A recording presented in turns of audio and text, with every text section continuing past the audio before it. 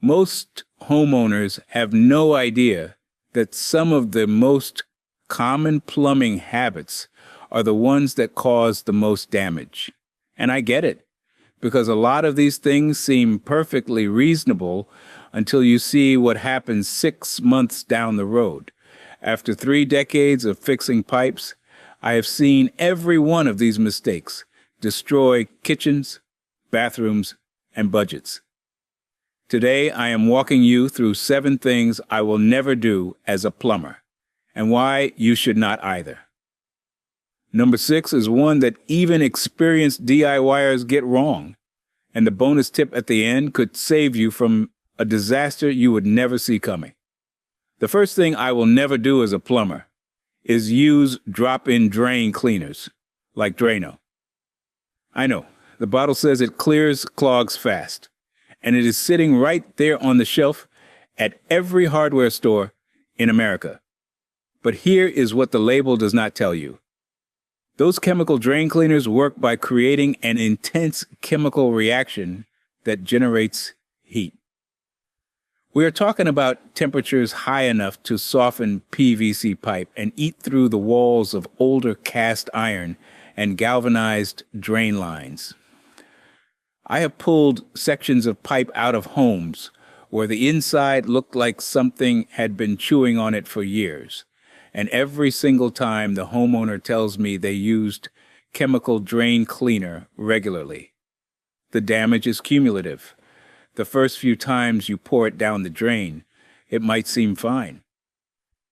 But each time you are weakening the pipe walls, degrading the rubber gaskets in your fittings, and if you have got an older home with cast iron drains, you are accelerating corrosion that was already happening naturally.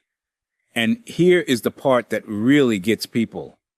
If the clog does not clear and you call a plumber, now that plumber has to work on a drain full of caustic chemicals.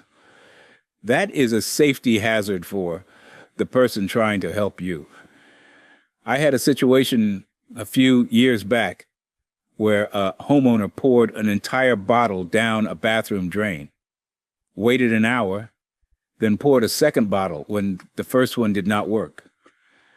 By the time I got there, the trap under the sink was so hot from the chemical reaction that I could feel the heat radiating off the pipe without even touching it. That is not something you want happening inside your walls. So what should you do instead? Get yourself a good drain snake. A 25-foot hand crank drum auger will handle 90% of household clogs, and they run about $20 to $35 at any hardware store. For bathroom sinks, a simple plastic drain strip that costs about $2 will pull out the hair clog that is causing the problem. You just slide it down the drain, give it a twist, and pull it back up. For kitchen sinks, running a kettle of boiling water followed by a half cup of baking soda and a cup of white vinegar once a month does wonders for keeping grease from building up. These methods actually work without destroying your pipes in the process. The second thing I refuse to do is over-tighten supply lines and fittings. This one surprises a lot of people because the instinct is completely natural. You figure if tight is good, tighter must be better. But in plumbing, that logic will get you into serious trouble. When you over-tighten a compression fitting or braided stainless supply line, you are actually crushing the ferrule or deforming the rubber washer inside the connector. That does not create a better seal. It creates a seal that is going to fail. I have seen toilet supply lines crack right at the nut because someone cranked on them with a pair of channel locks, like they were tightening lug nuts on a truck. The brass fitting splits, and now you have got water pouring onto the bathroom floor at full pressure. The same thing happens with faucet supply connections under the sink. And the worst part about this kind of failure is the timing. It often does not happen right away. You finish the job on Saturday afternoon, everything looks great, and then Tuesday, while you are out running errands, that overstressed fitting finally gives way. By the time you walk in the front door, you have got water damage across the entire bathroom floor and soaking into the subfloor beneath it. I have seen insurance claims north of $5,000 from a single over-tightened supply line under a toilet. So here's the right approach. You get supply connections hand tight, then give them about a quarter turn with a wrench. That is it. For compression fittings on valves, you tighten the nut until you feel resistance. Then go one full turn past that, maybe a turn and a quarter if the fitting is larger. But beyond that, you are doing more harm than good. A good rule I have followed for 30 years is to tighten it, turn on the water, and watch the connection with a dry paper towel wrapped around it. If the paper towel stays dry after 5 minutes, you are done. If you see moisture, give it just a tiny nudge more. Plumbing is one of those trades where finesse beats force every single time. The third thing I will never do is use the wrong tape or sealant on gas lines. This is not just a mistake. This is a life safety issue, and I take it very seriously. If you go to the hardware store and grab a roll of white Teflon tape, that tape is designed for water lines. It is thinner, it is less dense, and it is not rated for gas. Gas line connections require yellow Teflon tape, which is specifically made to be thicker and to seal properly against natural gas and propane. The rolls are clearly marked, and the yellow color makes them easy to identify. But I cannot tell you how many times I have walked into a house and found white tape on gas fittings. Even worse, I have found homeowners who used pipe dope that was not rated for gas. Not all pipe joint compounds are the same. You need one that specifically says it is approved for natural gas and LP gas on the container. Let me share something that really drives this point home. A few years ago, I got called to a house where the homeowner had reconnected their gas range after a kitchen remodel. They used white Teflon tape and a general-purpose pipe sealant from the garage shelf. Everything seemed fine for about 2 weeks. Then they started noticing a faint rotten egg smell near the stove. By the time I arrived with my gas detector, I was picking up a measurable concentration of natural gas in the cabinet space under the cooktop. One of the fittings had a slow seep that was gradually filling that enclosed space with gas. We got it resolved safely, but that is the kind of situation that turns tragic in an instant. If you are working on a gas line, and honestly, most homeowners should leave gas work to a licensed professional. But if you are doing something simple like reconnecting a gas dryer or stove, use yellow Teflon tape. Wrap clockwise around the male threads. 5 to 6 wraps. Pull tight so it conforms to the threads. Then apply a thin coat of gas-rated pipe dope over the tape for extra insurance. After you make the connection, brush every joint with a solution of dish soap and water. If you see bubbles, you have a leak, and you need to redo it. No exceptions. This is one area where close enough is never good enough. By the way, if this advice is helping, it is a small sample from my new book, 100 Old House Fixes That Save You Thousands. It shows old house fixes that can help you avoid expensive repair bills. To grab your copy, scan the QR code on screen or use the first link in the description. All right, let's continue. The fourth thing I will never do is connect copper pipe directly to galvanized pipe. This is one of the most common problems I see in older homes, and it is a mistake that a lot of DIYers make without even realizing it. When copper touches galvanized steel directly, you get something called galvanic corrosion.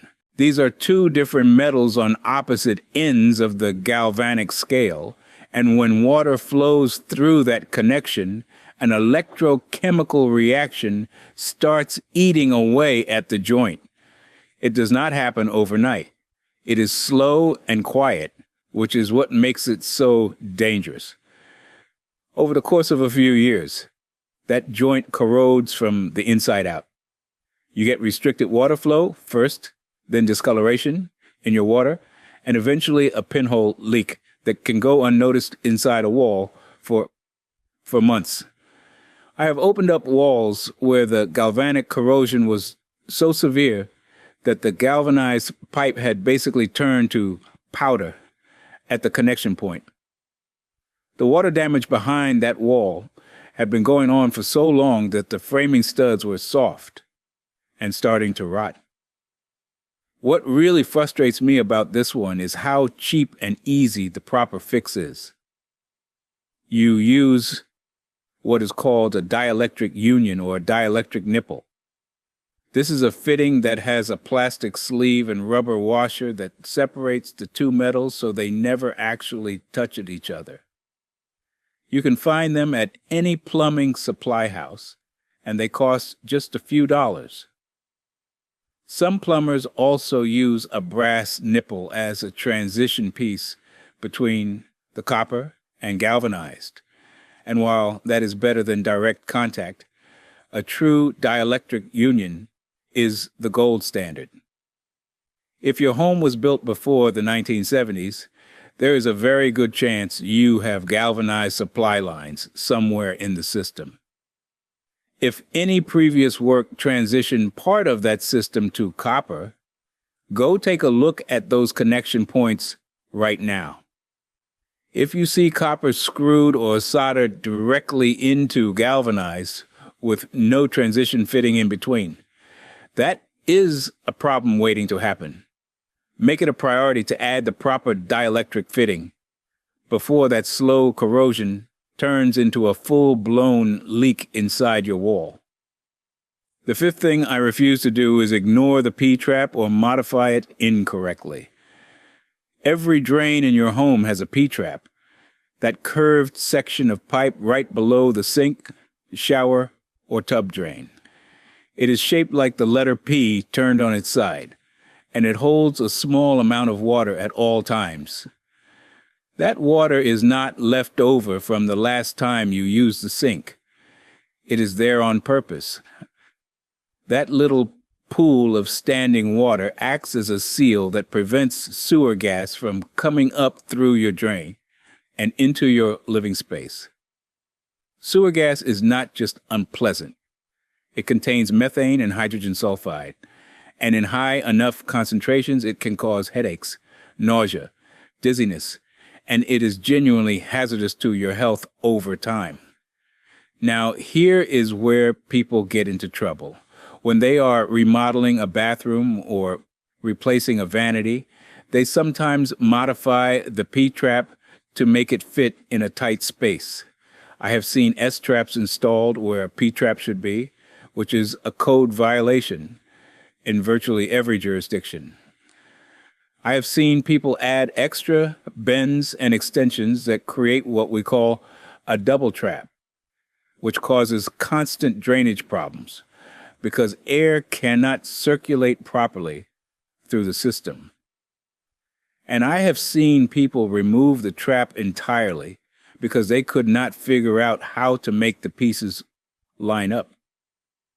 One of the more creative disasters I walked into was a homeowner who replaced their bathroom vanity with a wall-mounted sink and could not get the P-trap to line up with the drain stub coming out of the wall. Instead of adjusting the rough in properly, They used a flexible accordion-style drain hose and ran it at a downward angle with no trap at all. The bathroom smelled like a sewer within a week. The rule is straightforward.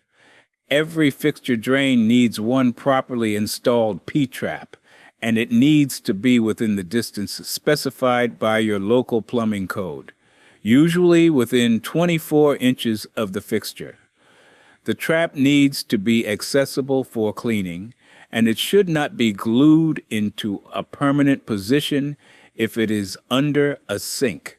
Use slip joint connections so you can take it apart when you need to clear a clog or retrieve something that fell down the drain.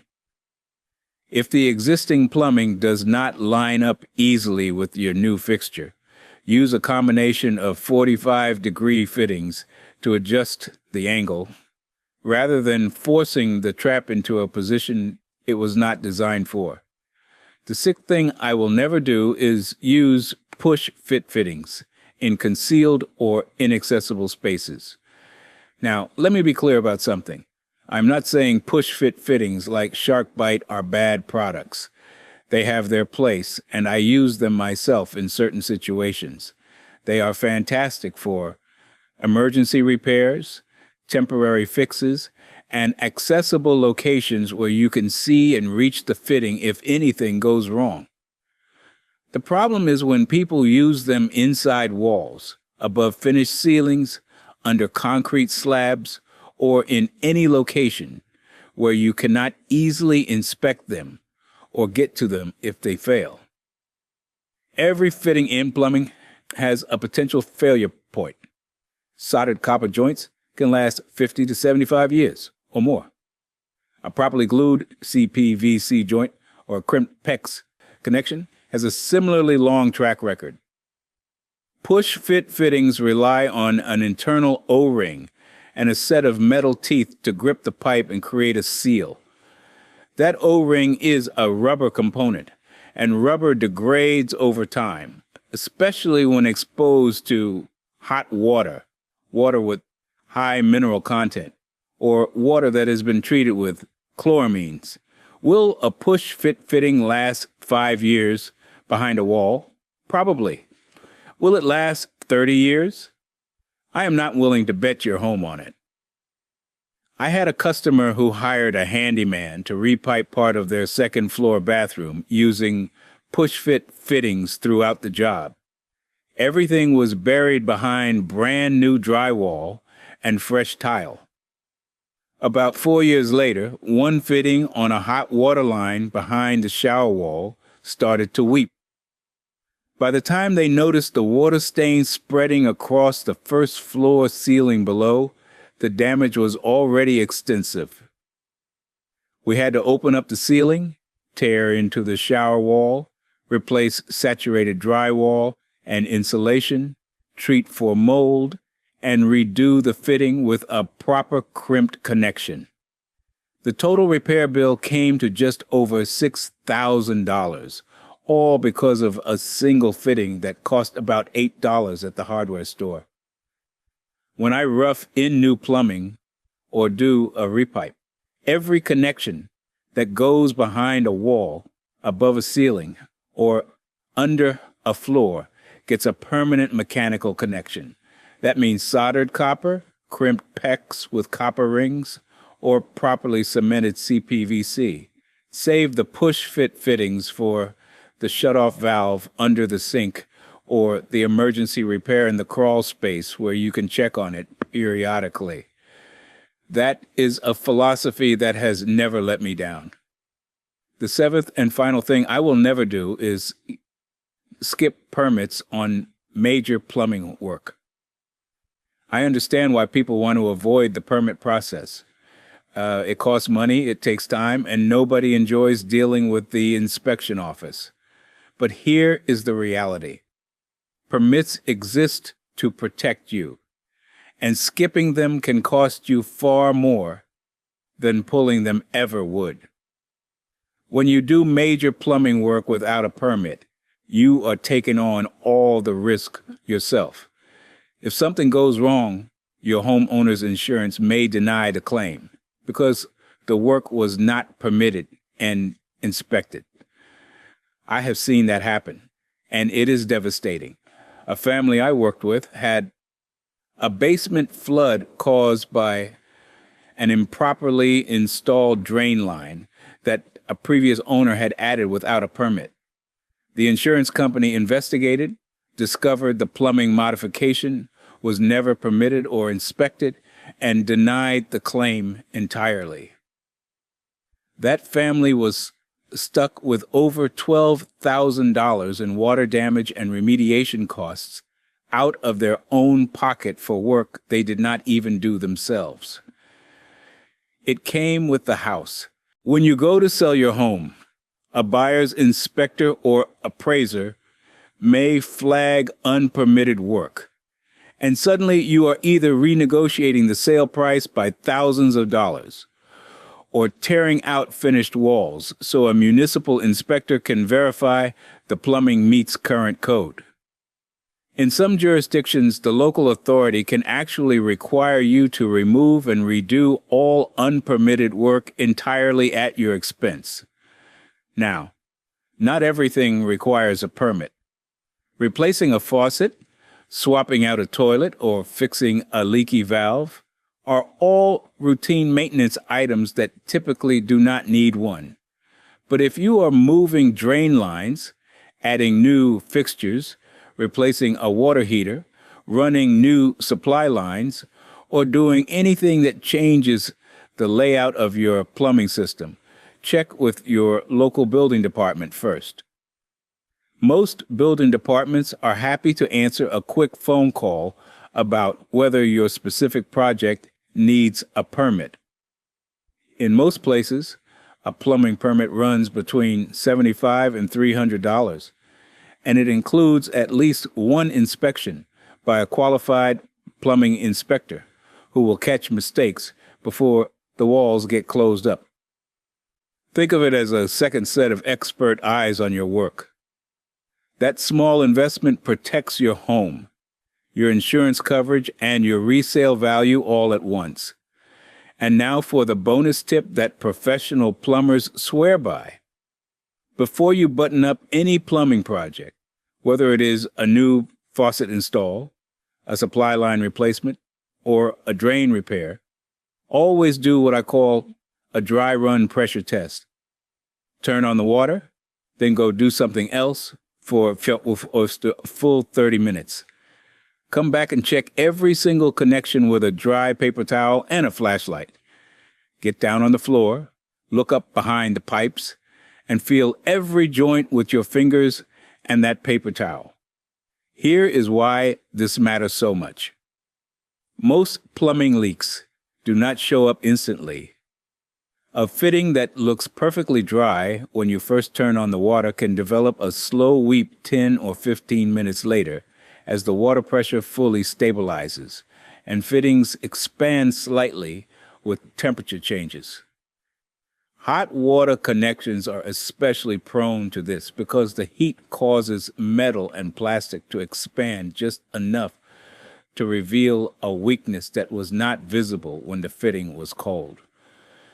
I have caught hundreds of tiny leaks over the years using this simple method, leaks that would have gone completely unnoticed and caused serious water damage over time if I had just packed up my tools and left. The flashlight is key because water on chrome or copper pipe can be almost invisible to the naked eye, but a beam of light will make even the smallest droplet sparkle and give itself away. Make this a non-negotiable habit every single time you touch your plumbing.